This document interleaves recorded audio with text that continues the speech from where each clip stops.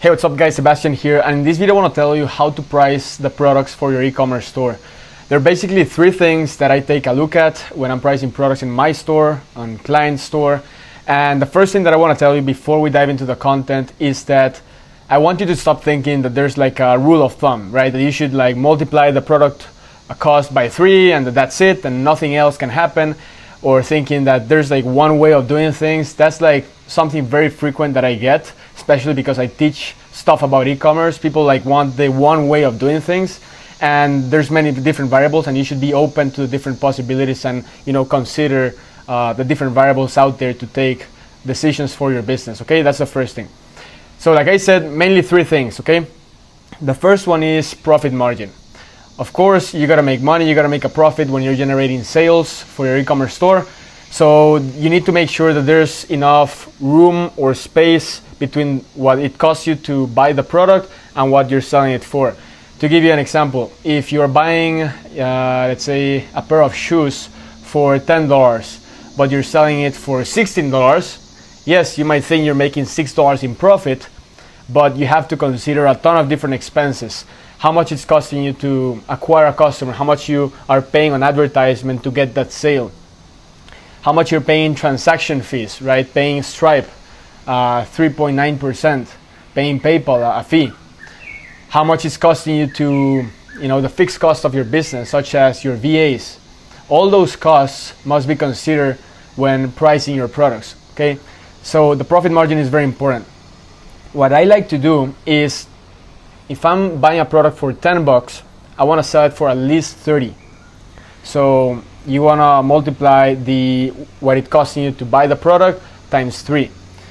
But that's not a rule of thumb. You could multiply it by 4 or by 5, depending on the other two things that I'm going to talk about. So to give you an example, one of my best products out there have been sandals, right? Like women's sandals. We sold like 16,000 pairs of sandals in for 45 days or so, right? So beach sandals, like regular, bohemian style sandals.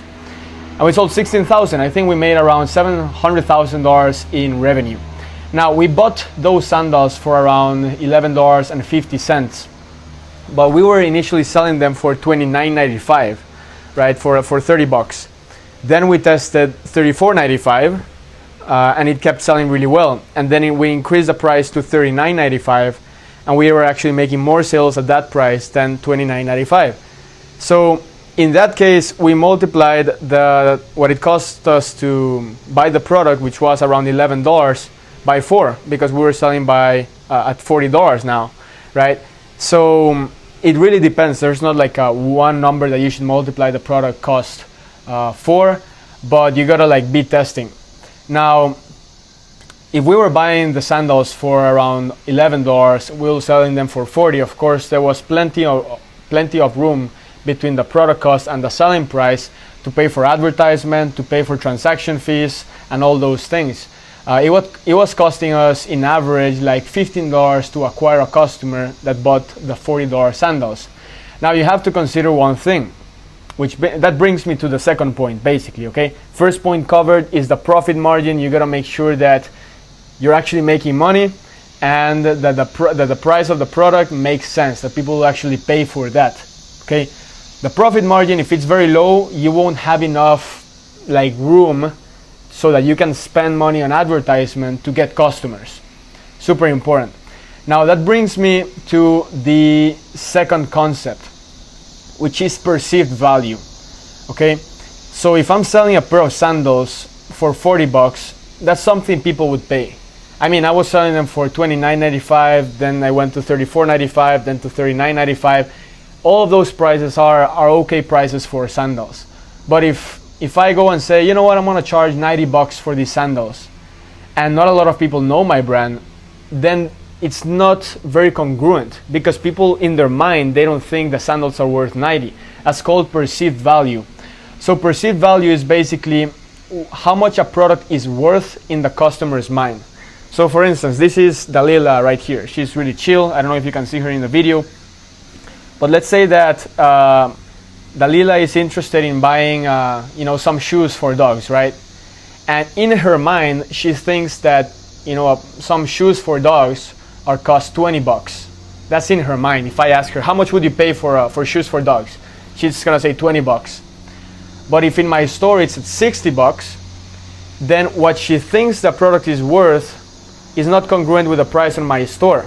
So for instance, a pair of sandals, it's not like I'm gonna go and charge 100 bucks right out of the gate, because people are gonna be paying 50 bucks, 40 bucks for sandals.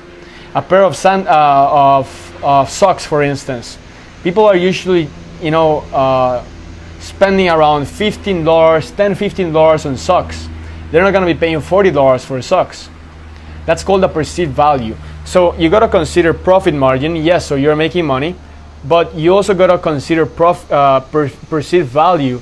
So when you price your product, it's congruent. People will actually pay for that. This camera I'm recording this video on, this camera is like $1,500.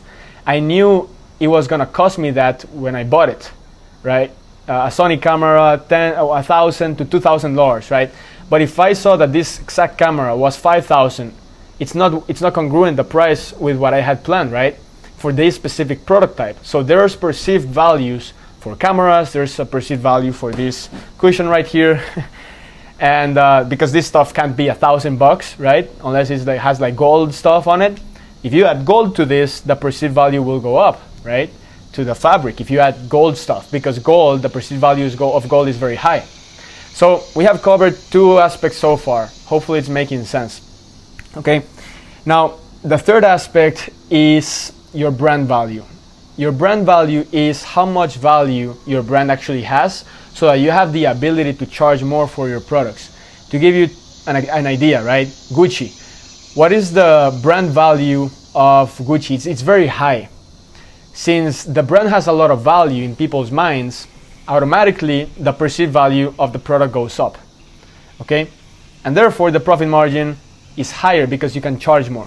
So this is basically what I mean. Let's say there's a Gucci wallet, right?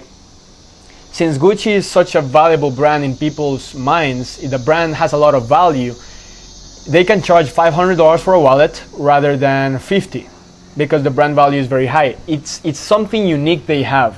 It's not like something that everyone can create. Gucci has built value, therefore they have the ability, they can get the reward of charging more for their products. Now, since the brand has more value, and sorry for the background noise, there's like planes going around and everything.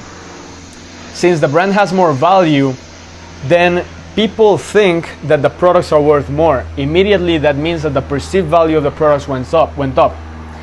If the perceived value of the products went up, you can increase your prices and make more money. So for instance, let's say that Gucci pays $50 to make a wallet. I actually don't think it's even 50, it's probably less. Let's say $40 to create a wallet, right? A normal leather wallet. If their brand value is not very high, then they have a limit on how much they can charge, maybe $100. But since their brand value is so high, they can go up to 500, and it still makes sense in people's minds because the perceived value is like, whoa, if I have a Gucci wallet, I'm gonna feel this way. Like, people are gonna think I'm balling, I'm gonna be like a winner, right? So as you can see, like, these three things go hand by hand. And that's why in the beginning of the video I told you, don't think like everything is like black and white. That oh yeah, if you want to price your products, you multiply by 3. If you do this and this, like there's no like fixed way of doing stuff, right? That's like a big problem that people have in the e-commerce industry. Is they think it's just like step 1, do this, step 2, do this, step 3, right? In a business, you have to be open to a bunch of different dynamic stuff that might change things around. Okay, and that's what makes entrepreneurship fun. That there's not like one way of doing things. Those are mainly the 3 things, guys. Now, if you want to learn more about this stuff, you're interested in this topic, I'm going to be putting a link below or above or below this video, wherever you're watching it, to go watch my free course. It's a free course that I put together, goes deeper into these topics, into branding, product research, all that stuff, if you're interested in that. So those are the 3 things, guys. It's profit margins, it's perceived value of a product, it's the brand value, and of course, the more valuable your brand is, everything else goes very well. The perceived value is higher, your profit margins can be higher. But if you have a store that sells like shit products from China and it takes 40 days for the products to arrive and the product sucks, then you cannot charge, like you can charge only what other people, what your competition is charging, right? People buy products because of how it makes them feel and because they want to be part of the movement of the brand. And if your brand is awesome, it has a really nice movement, and people want to be part of that, they're going to be willing to pay more. But if you just like go and run traffic to a product and that's all you do, you don't create like a movement, you're basically shooting yourself in the foot, because competition is going to kill you and your ads are going to stop performing because you're competing on price, not on value. What you have to do is you got to compete on value and not compete on price, because there's always going to be a smaller price, a cheaper price on the market. In China, in India, in Costa Rica, I don't know, right? There's always going to be a cheaper price, someone willing to take a loss up front. So you got to compete on value. That's it for this video, guys. Like I said, if you're interested to learn more, I have a free course. You don't have to pay anything. It's 100% free, and it goes deeper into all these topics. I think you'll find it extremely helpful. There's going to be like a link above or below or somewhere, and go watch it if you're interested. Hope you watched this you found this video valuable, and I'll see you in the next training.